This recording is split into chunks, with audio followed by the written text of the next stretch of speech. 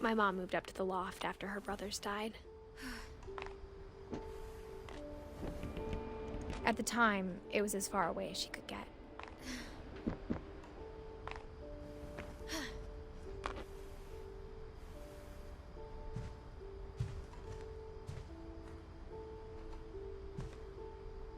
She spent a summer building houses in Calcutta, where she met my dad, Sanjay.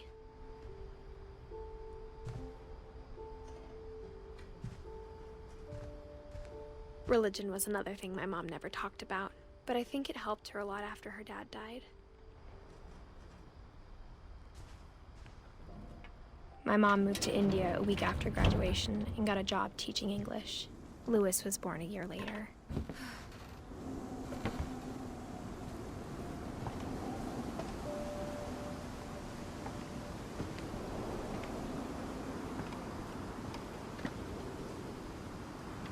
When my dad died, I don't think Mom knew where else to go.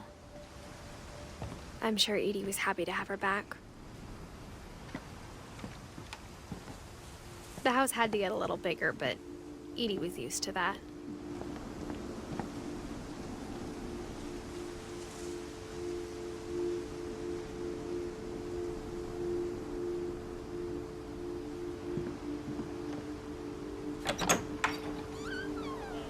And for a while, things were good, almost normal, but it didn't last.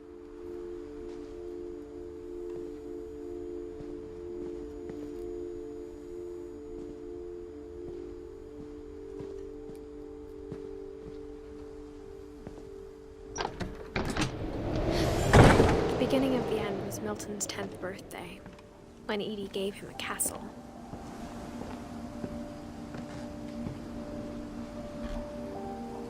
After Milton disappeared, the only thing he left behind was a room full of paintings.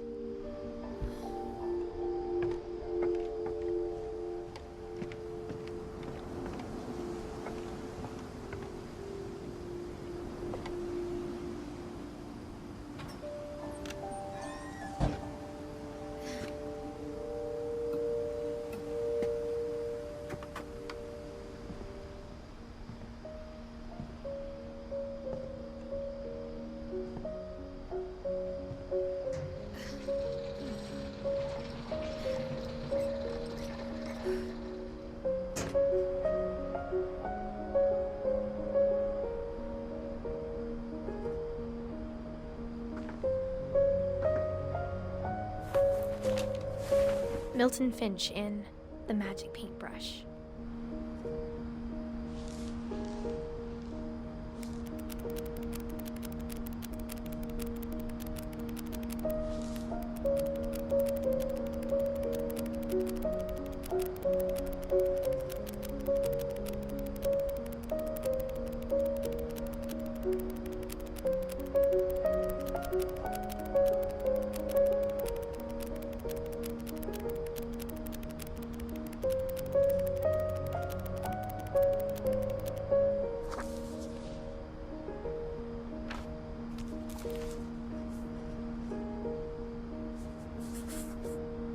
I was 4 when Milton disappeared.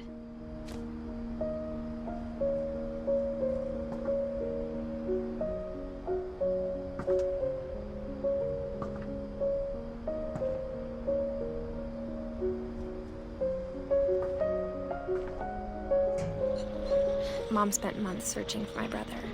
Then she sealed the doors.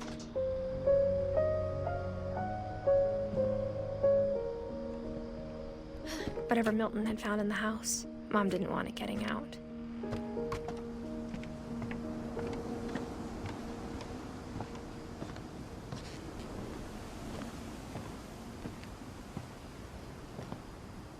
Mom definitely blamed Edie, but I think Louis blamed himself. After he graduated, he just spent more and more time in his room, until Mom got him a job at the cannery.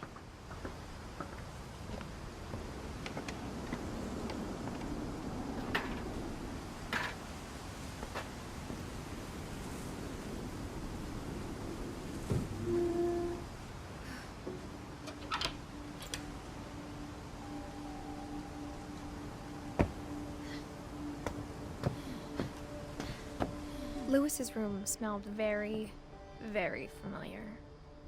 That part of him lived on.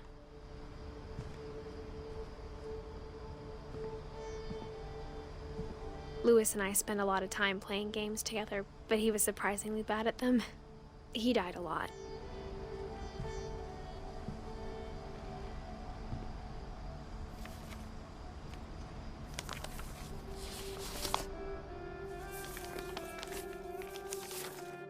Dear Mrs. Finch, as Lewis's psychiatrist, I can understand your desire for an explanation. As I see it, the trouble began in January, shortly after we convinced your son to seek treatment for substance abuse. Newly sober, I believe Lewis first noticed the monotony of his daily life.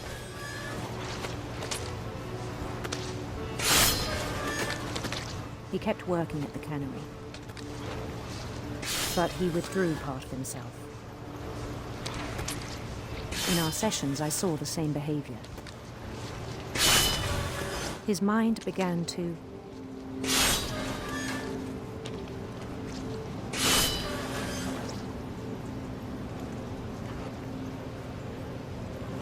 wander. I asked him to describe it.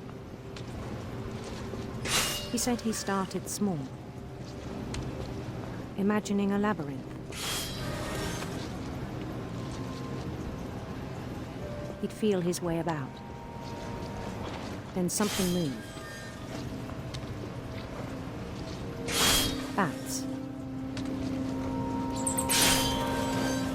And toads.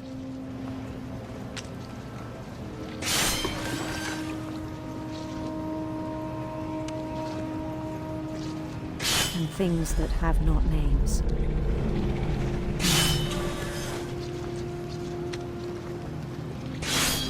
He knew it was all in his head.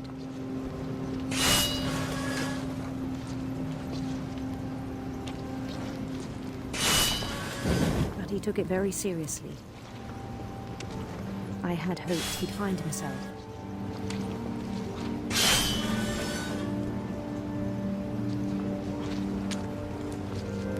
But he found something more. I worried about him then. Daydreaming at the cannery. I spoke with his boss. But he said Lewis had become a model employee. Methodical, tireless, focused. Like a whole new Lewis. So I let him go on.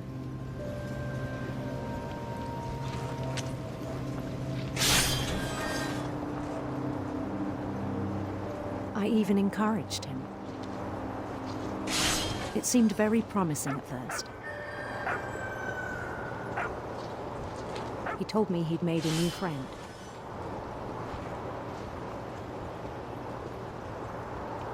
On the edge of a city he named Lewis Topia.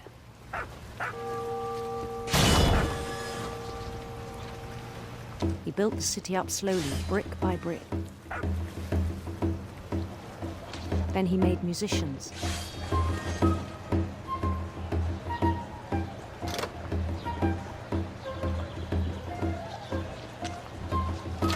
And songs for them to play. He talked about starting a band. And he was always humming something. Every day his imagination grew stronger.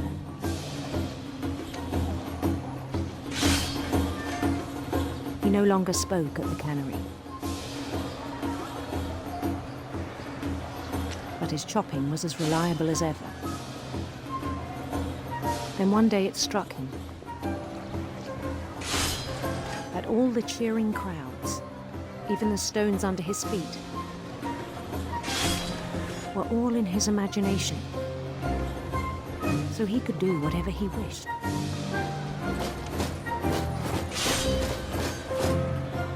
He held an election for mayor.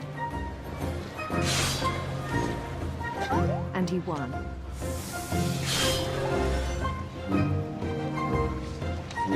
They begged him to stay, but his mind was already wandering. It became a game for him.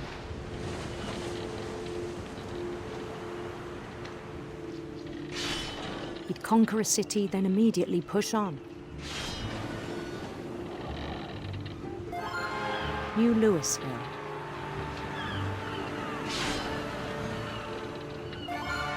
St. Louis. He started drifting away from our reality.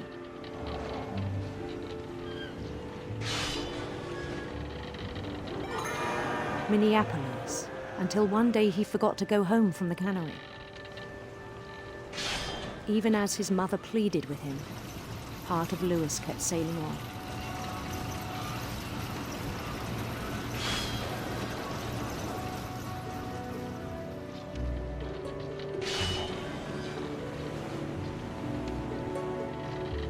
In Louisburg, he heard rumors of a handsome queen.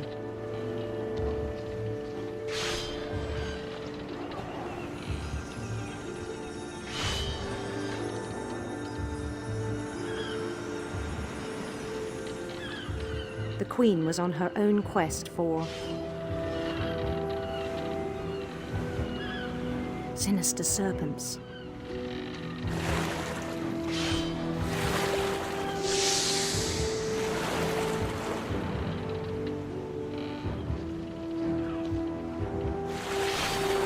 He followed the sound of her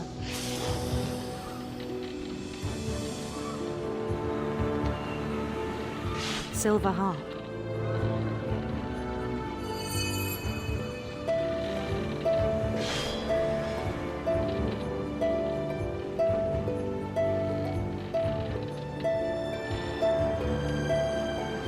His chase led him to a golden palace east of the sun and west of the moon. Even then, his logic remained sound.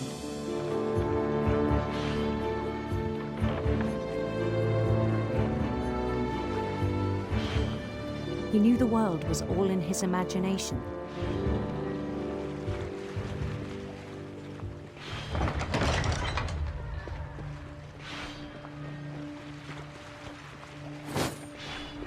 But he was so proud of having created it.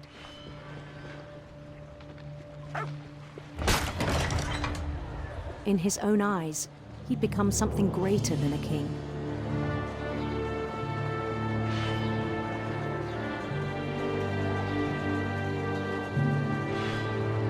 For someone who'd never known success in the real world, I think it was overwhelming. And then it struck him that the real Louis was not the one chopping salmon, but the one climbing the steps of a golden palace.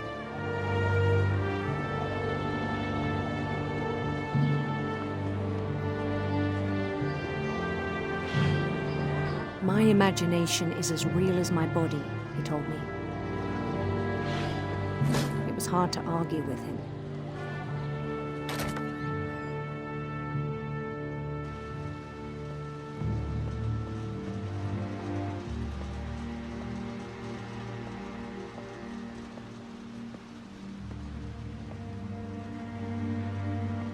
He began to forget the world we know.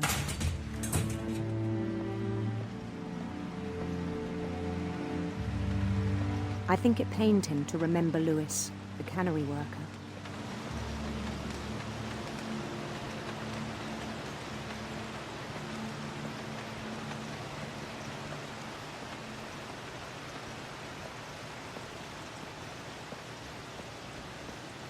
He began to despise the man with a royal contempt.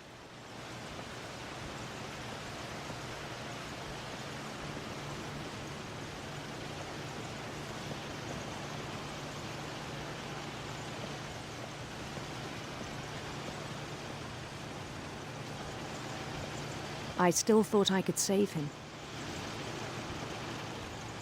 Even after he said he was being crowned king over all the lands of wonder.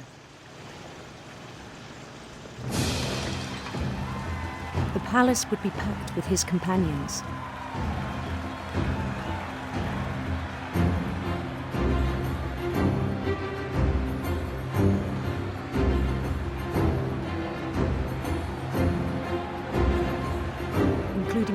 Miss Calico who'd insisted on inviting me.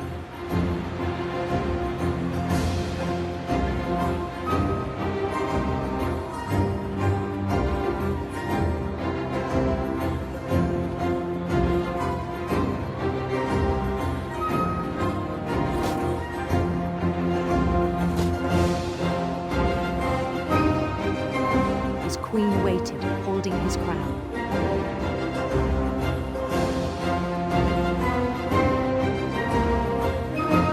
There was only one thing left to do.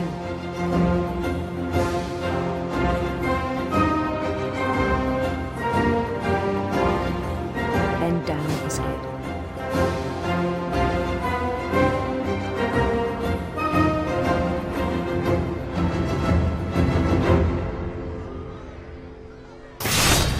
And the rest I think you know. Mrs. Finch, your son was a kind man who will be missed by all of us who knew him.